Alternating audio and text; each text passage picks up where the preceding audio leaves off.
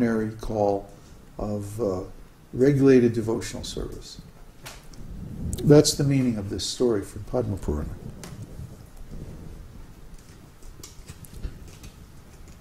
What time is it? 8:30. Are there any questions? Any discussion on these points?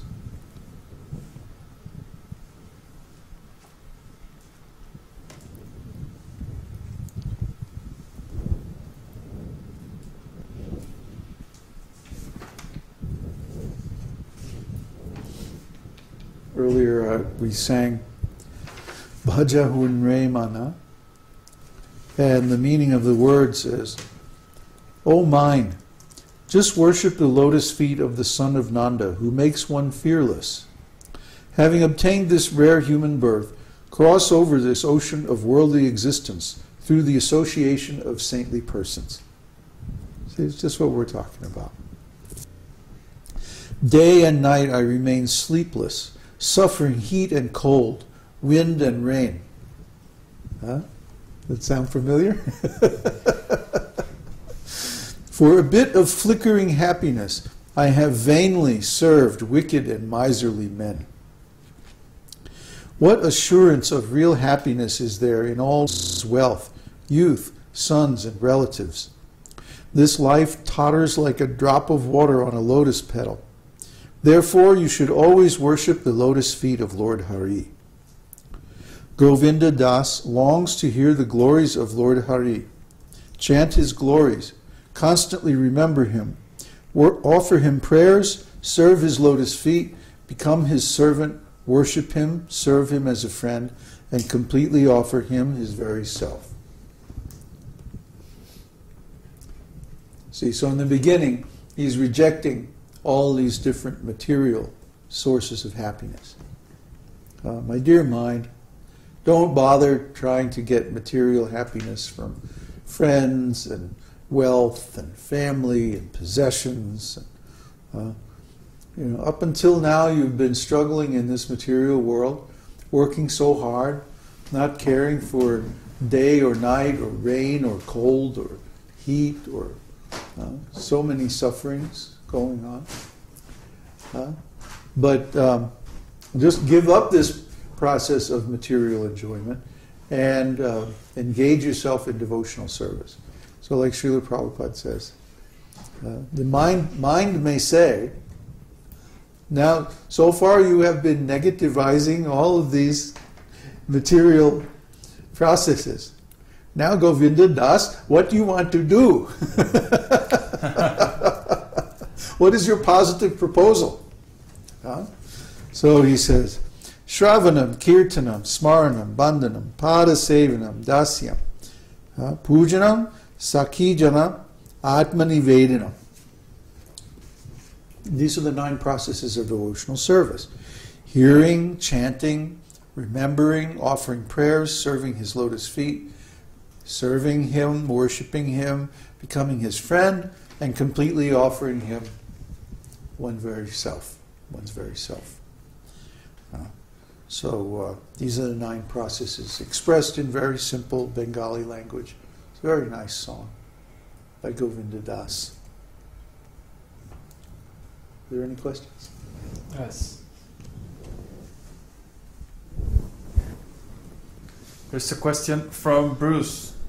How does a person find something to do that is beyond the ordinary to attract Krishna? You have to be inspired. Actually, when this happens, like it happened to me, for example, Krishna put me in that situation.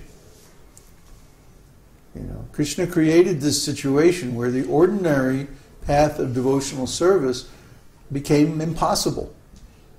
I had no association. All of the groups of devotees and so on that I could find were completely corrupt.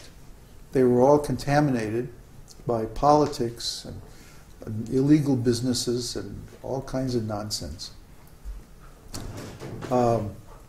I couldn't find any devotees who were like me, inclined in the same way to devotional service, but who were more advanced.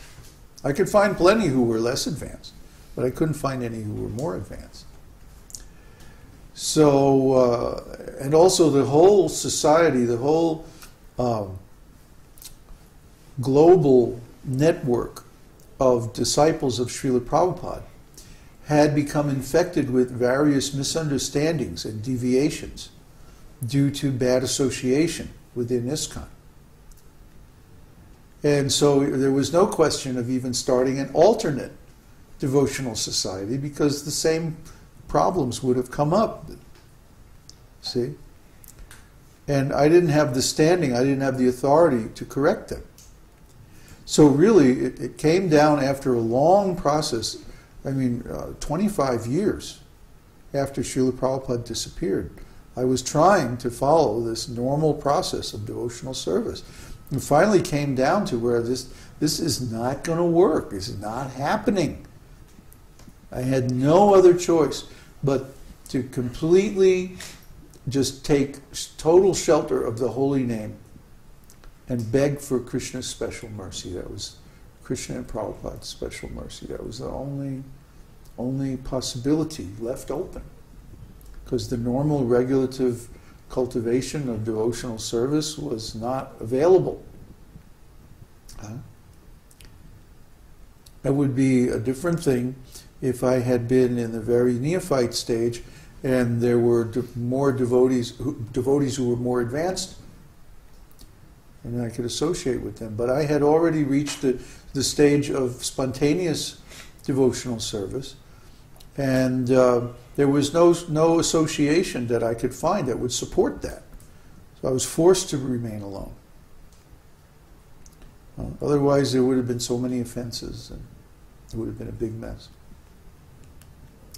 So Krishna created this situation where I was more or less forced to find another way. Actually, I think a lot of people are going to be in that situation soon. Today we were going over some of the predictions of things that are coming in the near future. And they're so extreme. I've been saying this for years, and nobody really takes me seriously. But you'll see by the end of this year how far out it's going to get. And then it's going to get even more far out. By this time next year, you won't recognize this planet. Trust me on this. So, a lot of people are going to be placed in a situation where they want to be devotees, they want to advance in devotional service, and not only do they not have any association, but the whole world is falling apart around them. What on earth are they going to do? See, these are the things that we have to discuss. This is why I emailed that document to everyone. We have to come up with a way of helping people to meet the extreme changes that are coming, so that they can organize themselves into devotional communities and get through it.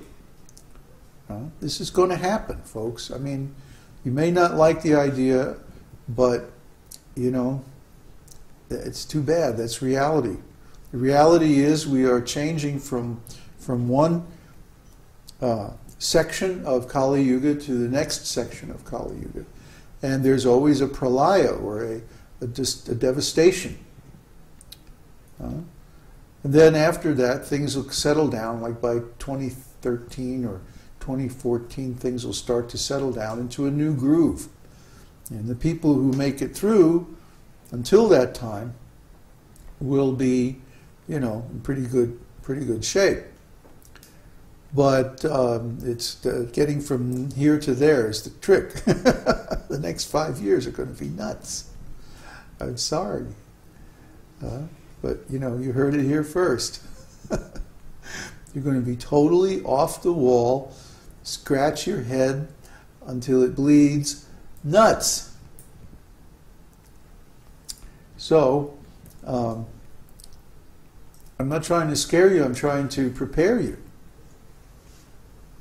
so that you're not caught off guard. And so we have to come up with some kind of a program, some kind of realistic program, you know? Like our idea of creating a little farm down here in Chile is very nice, provided that the climate doesn't change too much and so many other things remain stable. But from what we can see, nothing's going to be stable. The weather's going to be changing, the wind's going to be changing, the sun's going to be changing, there's going to be some weird energies from outer space mixing everything up when the Earth crosses the galactic equator in 2012, and it's just going to be a mess. You know, so where do we go and start our nice little farm community? Yeah, different planet, right. Call down the saucers. There's a question? Question from